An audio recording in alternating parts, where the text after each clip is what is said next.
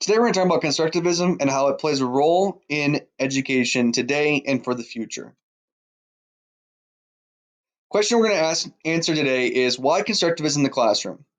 Constructivism as a definition is a theory in education that recognizes the learner's understanding and knowledge based on their own experiences prior to entering school. Some theorists would say that there are two different definitions or two different types of constructivism, social and cognitive. To give you a little perspective on how important constructivism is now and how it might be in the future, today's date is April 17th, 2020. All across America, schools are closed. Students are no longer in the classroom being provided new information. They are being online and receiving this information by their teachers. No longer are they being provided the same communication as they once were before. Connections have changed between students and teachers. And experience is no longer being provided the same way as it once was before in person-to-person interaction within the classroom. These things have changed dramatically. Also, some things that have changed dramatically are that these things are no longer the top priority.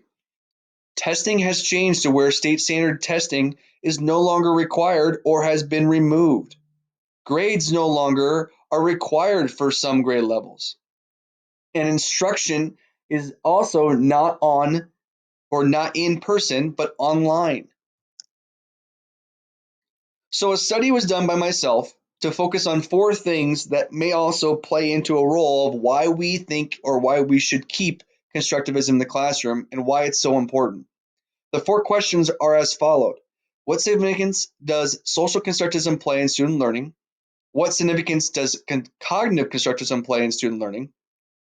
How does the teacher's role change in constructivist practices? And what learning outcomes are affected by this paradigm shift? To give you a little bit more of a background and an understanding, we're going to talk about the methodology here for a little bit. Broken down into 3 parts, we have our participants, our data collection, our data analysis, and limitations. And we're going to talk about these 3 here next. So our participants that I involved in this study were 33 8th graders. Breaking down a little bit below there for you so you can read if you'd like. Data collection was through a span of 3 months, starting in September of 2019 through December of 2019. And lastly, the data analysis, what was used to actually collect the data were journals, field notes, and daily checklists. The results were astonishing within this small amount of time of the study. On average, 72% of students proved that social cognitive constructivism appears to impact student learning and understanding. Mostly positive. So areas that data was actually collected were in these 5 main areas.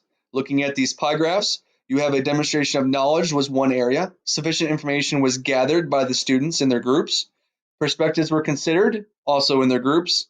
Pros and cons were presented amongst the groups and amongst individuals, and solutions were unanimously selected, being clear that they knew what they wanted to do for the solution. So the idea is how is this study connected to what we face today in education? Why was this brought up?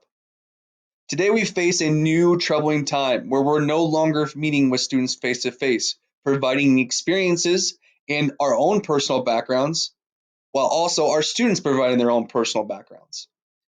We cannot share that information the same way we can share it in person as we would do it on the internet or on our computers. So this proves or has a better understanding that our students and even as teachers, we are learning from experience, being in the classroom, doing, actively moving, participating. We are learning from those experiences with each other, but also what we bring to the table and what we do in the classroom. And the also importance of cognitive and social importance. What we have in our own brain is what we can provide cognitively. Socially, what can we provide to each other is what is important. Thank you for listening.